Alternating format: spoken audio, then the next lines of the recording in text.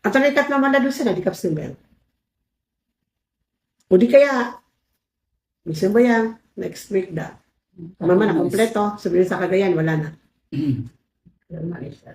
So, anong patunay? Na sa mga tawa, di kumpleto sa sambayang natawang naraka. Sabi ng mga malayka, hey, masaya ka kung bista ka. Why are you here?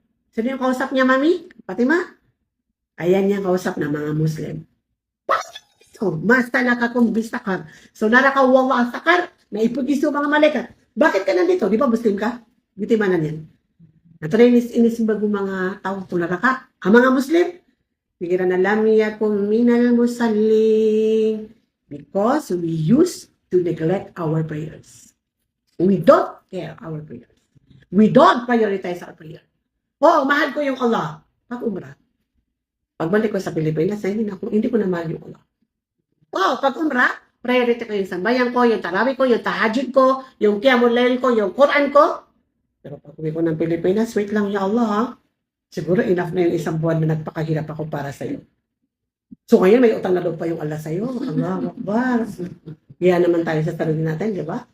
Sorry pero kasi para maintindihan nyo. Para sabihin nyo. Subhanallah. Ano pa yung sinabi ng mga tao sa naraka dyan? Bakit kayo nandyan?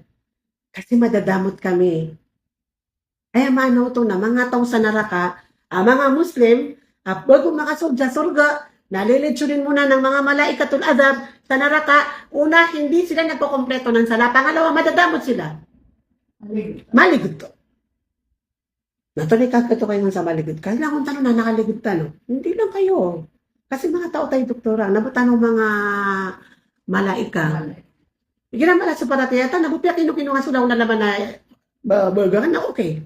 Pero higila di ba piya sa paratiyata, na ba nandito ko na nga burger, kamati dota. Di ba? Well, if you want to spend for yourself, napapaya ayar ko Louis Vuitton na 150,000 na it's okay because it's for myself. Pero para sa mga kamag-anak ko na mahihirap, no way. 5,000 is enough. So, pepekiran yung mga aray ko layakan. Akan na bala mo na taong nabigyan wala sa tamo. Nasa kala at tamog ka, nakala as tumaryar ka, wallah. Nabukos ka na di panganak ka na, ito sa reality. Waya tamo ka, nasa pulong ibo, nasa pulong million. Ala, syempre, doktora, mathematical equation, malayo tayo, di ba? Ito tanong na sa akin naman, 10,000. Saan mo kinuha? Dito man galing. Paano mo in-spend? Ito po yung ginawa ko. Eh, yung 100 million, mahabang storya yun. Malaking liquidation. Malaking liquidation, di ba, sa government. Delikadong liquidation yung mga, sell-in natin, di ba? Sinasal-in nga tayo ng government, eh. Ano kaya yung na siya nagbigay sa'yo? Because the risk, the money and the provision is a ni'mah from Allah. It's a blessing from Allah to you, giving to you para bagang kanyan sa privilege siya, mambulay ka sa pinakamala, abraj hotel sa surga. So either you will build in this world and you neglect your akhirah, or you will build the two world. And makukuha mo yung raba natin na fidunya hasan lang pula hasan lang pula. So, ayataw ko naraka na mga tawa, mga liligod to, mga bakilo, mga pekto. Giya na, kagiya po ka mas sa mga tungan na yan, mga pobre na di misinang bukakan. Mga to na, mga nalaka sa tabo na dapgi. Diya may istel tanong branawa, waya miya tayo na matay mayora. Kaya ko ba tabang sa sapulong, ipo ka matay mayor.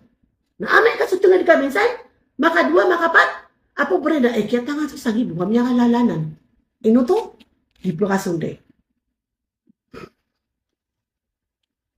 So if that is your dealings, you are not doing sadaqah. You are doing business.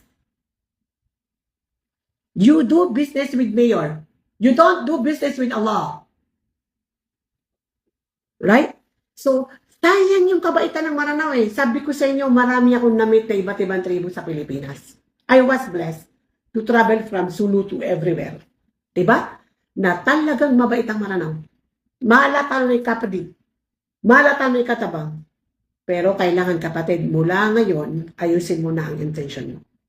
Kapatid ka, ginawa ka. Maglulustay ka din lang naman, maglustay ka sa ngalan ng Allah. Mamimigay ka din lang naman, mamigay ka sa ngalan ng Allah. At kung ang sarili mo, nararamdaman mo na madakot ka, napilitin mo ang sarili mo. Huwag mo ubang ka, huwag mong pabayaan ang nafsuha mo. Naihulog ka niya sa neraka dyan. Right? Dahil ang nafsuha na ayaw niya ng paraiso. Ang gusto niya na imperno.